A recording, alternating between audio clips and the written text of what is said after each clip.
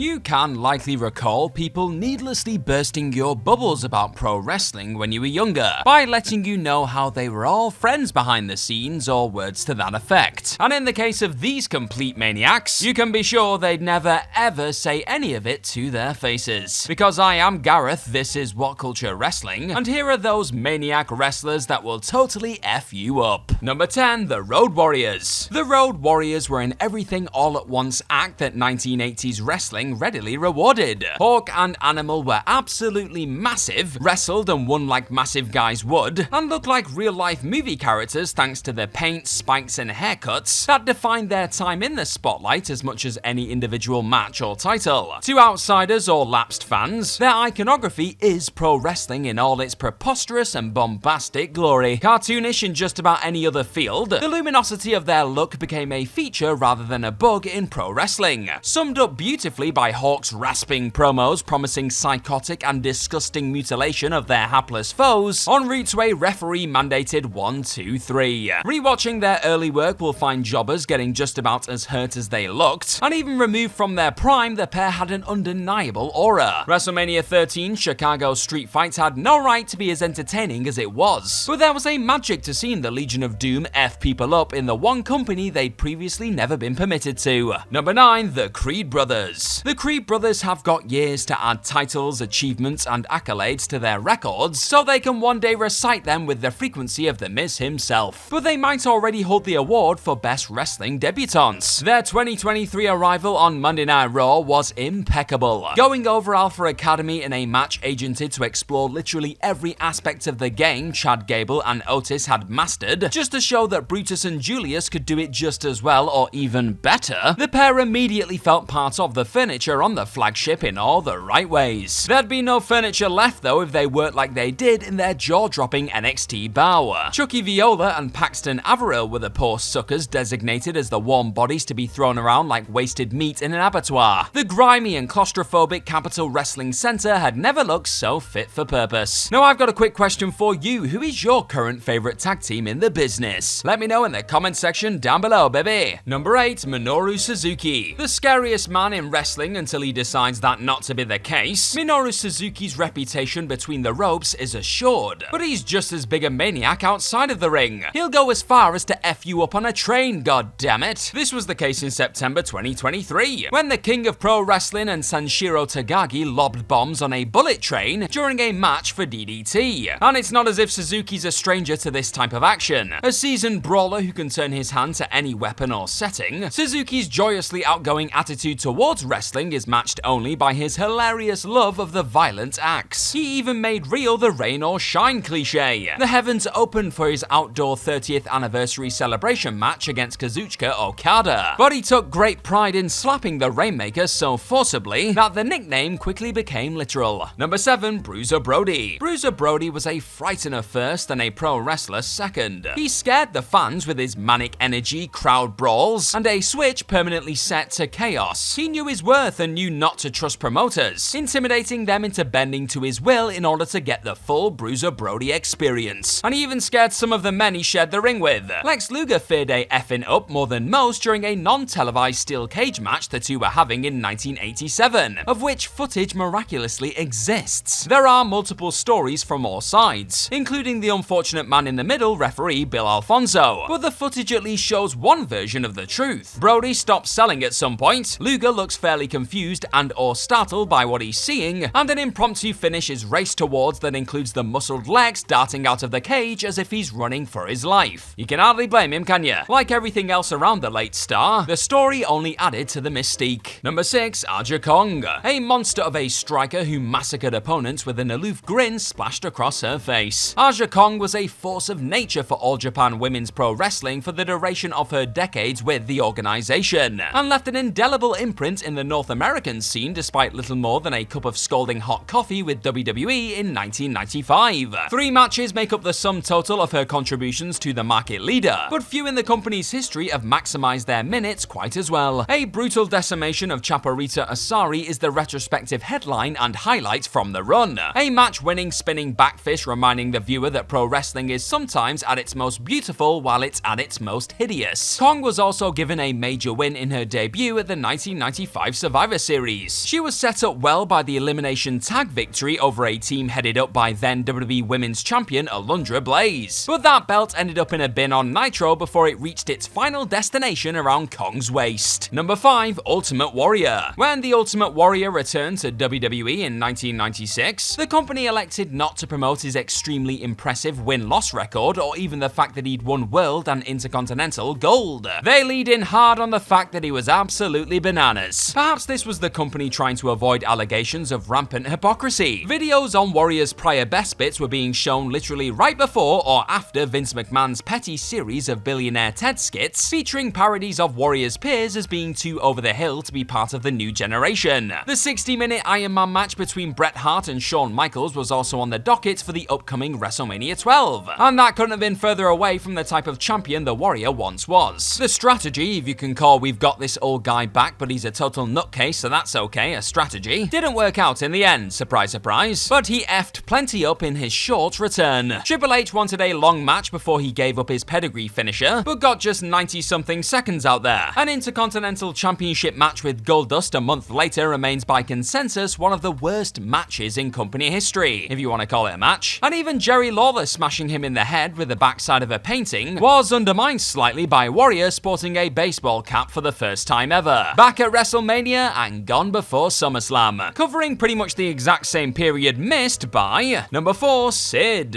As Ultimate Warrior's like-for-like replacement in the summer of 1996, Sid became a babyface in the company for the first time since he debuted in 1991, when fittingly he was expected to fill Warrior's shoes. The pattern repeated again in 1992, and Warrior's aforementioned 96 stint came right after Sid bolted in January of that year too. Confused? Well, you should be. Two of the most intense muscleheads in company history weren't exactly the most reliable in their heyday, but they were two of the most intense muscleheads in company history, so Vince McMahon extended them leeway that might not have been afforded to others. Sid's work was fairly gentle for the most part, but he had an intensity that his loose punches betrayed. Despite being given the Psycho tag upon his 1995 WWE return, as a direct reference to a scary hotel stabbing incident with Arn Anderson the prior year when both worked for WCW, his reputation after that was one of a giant whose head had well and truly gone, rather than a monster who could actually kill you. Number 3, Charlotte Flair. A low-key agent of chaos in a polished product. Charlotte Flair is arguably the most unpredictable top star in wrestling today. Capable of one of the best matches of the year on her day and typically on a premium live event, she's also been guilty of a few total stinkers too. Her efforts to avoid taking bumps in sequences that shockingly require them are almost impressive at this point, not least considering the confidence she carries herself with and readily portrays. A spoiler of sorts, Flair's queen gimmick is basically the smartest on any show as a shoot. She's the real Mrs. Money in the Bank in that she's married to an instant title shot almost whenever she wants, and the more she leans towards being a babyface, the more many fans seem to suffer stress at the prospect of her reascending. Flair's inconsistency in the second half of her career somewhat tarnishes the legacy she'd built in the first, but the story's never over until she says so, and at this part it'd almost be a knock to her appeal if she flicked the switch. Number 2, Stan Hansen. The picture right here that you're looking at finds Stan Hansen fearlessly throwing himself at Andre the Giant, as was his wont in a career that spanned 4 decades and never really pivoted from the central premise, effing you up like every maniac cowboy you'd ever seen. Combining the crazy of former tag team partner Bruiser Brody with the cowboy aesthetic of every Wild West meathead from Terry Funk to JBL to Hangman Page, Stan Hansen was a pro wrestling original who had equal power at the box office as he put behind his mammoth lariat. Hansen drew everywhere he went, and he went everywhere. He went to All Japan and New Japan, where he became one of the most celebrated imports in the history of the industry there, dominated across multiple major and minor territories throughout the 1970s and 1980s, and bossed his way into the WWE Hall of Fame thanks to short but impactful runs against Bruno Sammartino and Bob Backlund. An unstoppable force. By working into the year 2000, he became the opposite of a effort upper. He was able to boast a career that spanned 4 decades before leaving the industry in a far better place than he found it. Number 1, Terry Funk. And if he didn't F you up, he'd F himself up trying. The most violent version of an old school technical wrestler in the 1970s and early 80s. Middle-aged and crazy during his late ECW and WWE runs between 1995 and 1998, and a fearless sadist as a deathmatch denizen and or American icon in Japan. The Funker was a maniac that did it all all in pro wrestling, but never did he fit the title of this list more than when he snapped on Ric Flair in 1989. The carnage that lay ahead between the two hid in plain sight during Flair's victory over Ricky Steamboat at that year's Wrestle War. It capped off a stunning series between the Nature Boy and the Dragon over the World Heavyweight Championship that required Funk and others stationed ringside as judges in case their decision was required. When it wasn't, Funk cut a slightly embarrassed figure as he asked Flair for a title shot. Slighted when the title holder respectfully suggested he join the queue, Terry went insane in response. A pile driver on a table was the outcome, and the consequences of that, a Great American Bash epic and a legendary I Quit payoff at Clash of the Champions 9, saw Funk looking as close to collapse as he could sanction before finally giving in. A true violent legend, rest in peace, Funker. And that's our list. Know of any other Maniac wrestlers that could totally F you up? Well, let us know all about them in the comments section right down below, and don't forget to like, share, and click on that subscribe button while you're down there. Also, if you like this sort of mad stuff, then please head on over to whatculture.com and find some more fantastic articles just like the one this video you're watching right now is based on. I've been Gareth from What Culture Wrestling. Cheers for stopping by to watch this video today. Hopefully we'll see you again soon, but in the meantime, just be good to yourself. Bye bye!